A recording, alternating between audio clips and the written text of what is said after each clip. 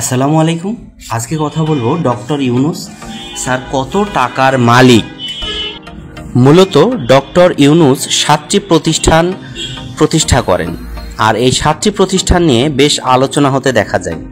এই প্রতিষ্ঠানগুলো হচ্ছে গ্রামীণ ফোন টেলিকম, গ্রামীণ কল্যাণ, গ্রামীণ ফান্ড, গ্রামীণ মৎস্য ফাউন্ডেশন, গ্রামীণ উদ্যোগ, গ্রামীণ সামগ্রী এবং গ্রামীণ শক্তি। কিন্তু এসব প্রতিষ্ঠান কখন, ঠিক কী উদ্দেশ্যে প্রতিষ্ঠিত হয়েছিল, এগুলোর কাজই বা কী, সম্পদের পরিমাণই বা কত, চলুন জেনে নেওয়া যাক। দেশের অন্যতম শীর্ষস্থানীয় মোবাইল অপারেটর কোম্পানি গ্রামীণ ফোনে প্রায় 34.20% মালিকানা রয়েছে গ্রামীণ টেলিকমের। বর্তমানে গ্রামীণ টেলিকমের তহবিলে প্রায় 4.5 কোটি টাকা রয়েছে বলে জানিয়েছেন কর্মকর্তারা। এছাড়া গ্রামীণ ফান্ডের তহবিলে রয়েছে প্রায় 16 কোটি টাকা। বাংলাদেশের সাধারণ মানুষের অর্থ, সামাজিক উন্নয়ন ও কল্যাণের লক্ষ্যে ডক্টর ইউনুস গত 3 দশকের বিভিন্ন সময়ে এসব প্রতিষ্ঠান গড়ে তুলেছেন বলে জানান ডক্টর অধ্যাপক ইউনুসের উপদেষ্টা নূর জাহান বেগম। প্রতিষ্ঠানগুলো বাংলাদেশের কোম্পানি আইনের 28 ধারা অনুযায়ী গঠিত, ফলে সবকটি অলাভজনক। মূলত সদস্যদের অনুদানেই সেগুলোর কার্যক্রম পরিচালিত হয়। তবে তাদের কেউ লাভের টাকা নিতে পারেন না, বরং সামাজিক বা বিভিন্ন কল্যাণমূলক কাজে সেই অর্থ ব্যবহার করা হয়, বলেন নূরজাহান বেগম। আইনে যেটি বলা আছে সেটির সাথে ডক্টর ইউনুসের সামাজিক ব্যবসার ধারণার মিল আছে। আমি যতদিন আছি আপনাদেরকে খালি উৎসাহিত করবো, সামাজিক ব্যবসা করেন, যা ব্যবসা করেন, টাকা পয়সা করেন, অসুবিধা নেই, পাশে একটা সামাজিক ব্যবসা করেন।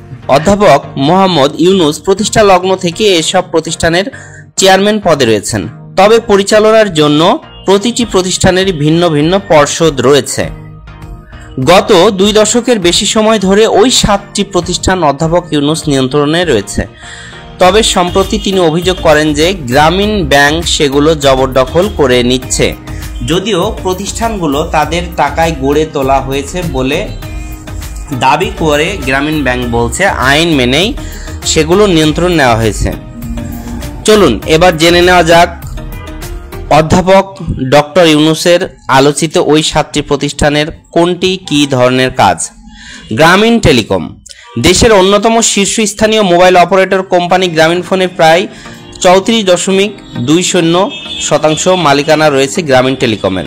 ফলে গ্রামীণ ফোনের মুনাফার একটি উল্লেখযোগ্য অংশ প্রতি বছর গ্রামীণ টেলিকমের তহবিলে যোগ হয়।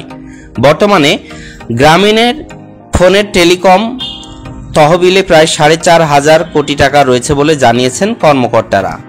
1995 সালের 16 অক্টোবর একটি অলাভজনক প্রতিষ্ঠান নিয়ে এটি যাত্রা শুরু করে, অর্থাৎ এটি ছিল মূলত একটি অলাভজনক প্রতিষ্ঠান। দেশের প্রত্যন্ত এলাকায় দরিদ্র মানুষের কাছে টেলিযোগাযোগ সেবা পৌঁছে দেওয়ার লক্ষ্য নিয়েই কাজ শুরু করেছিল গ্রামীণ টেলিকম। অধ্যাপক ইউনুসের প্রায় 5 দশকের সহকর্মী ও বর্তমান উপদেষ্টা নূরজাহান বেগম বলেন, আমরা এমন একটি সময় এটি শুরু করি যখন গ্রামাঞ্চলের সাধারণ মানুষ টেলিফোন বা মোবাইলে কথা ভাবতেও পারতেন না। তিনি তখন জানান, তখন স্বল্প মূল্যে তাদের কাছে আমরা এই সেবা পৌঁছে দিতে চেয়েছি, যাতে ব্যবসা বাণিজ্যের পাশাপাশি জরুরি প্রয়োজনেও তারা দূর দূরান্তে সহজে যোগাযোগ করেন বা করতে পারেন।